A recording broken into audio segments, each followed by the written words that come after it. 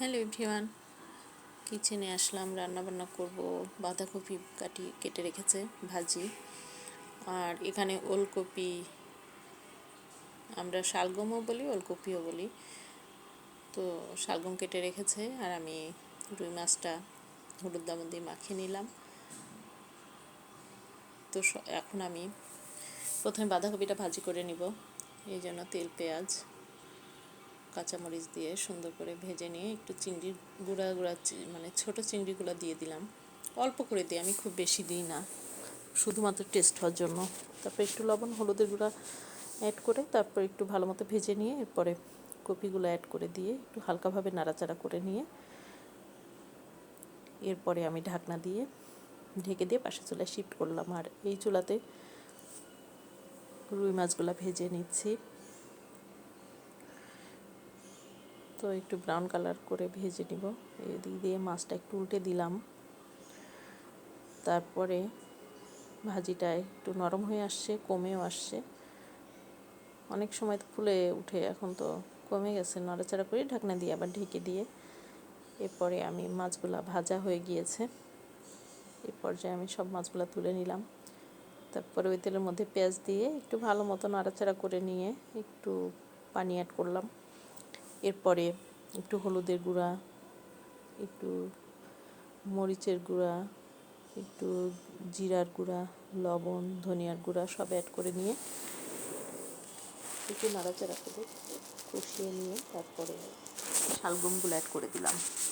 এরপর যে একটু ভালো মতো নাড়াচাড়া করে নিলাম। এদিকে আমার ভাজিটাও হয়ে গিয়েছে। আমি একটু নাড়াচাড়া করে তারপরে চুলাটা অফ করে দিলাম। এর পর্যায়ে ভাজির তরকারিটাও আমি খুব সুন্দর করে ভাজা ভাজা করে একদম কষিয়ে নিলাম। এরপরে আমি ঝোলের পানি অ্যাড করে দিচ্ছি। ঝোলের পানি অ্যাড করে হাঁড়িটার চারিপাশে একটু নাড়াচাড়া করে নিলাম, মশলাগুলো নামিয়ে দিই। এরপরে ওই ফ্রাই প্যানের মধ্যেই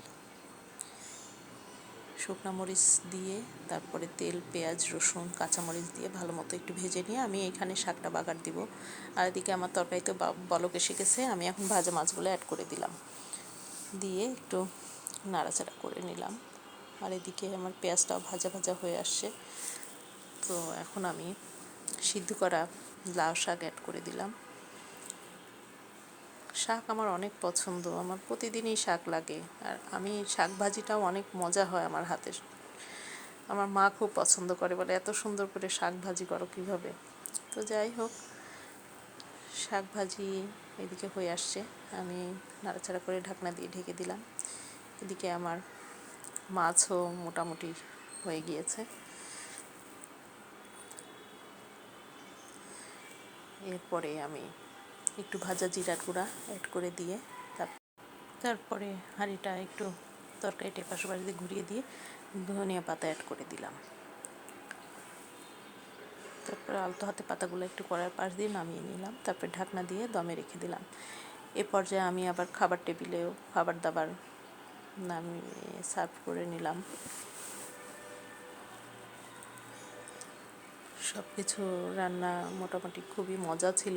খাবারগুলা আসলে শীতকালের সবজি এমনি মজা লাগে, তারপরে মাছ দিয়ে সব কিছু প্রসেস করে রান্না করলে তারও মজা লাগে। তো সবাই ভালো থাকেন, stay fine, be happy and stay জানাতেন জীবন লাইফস্টাইল। বাই।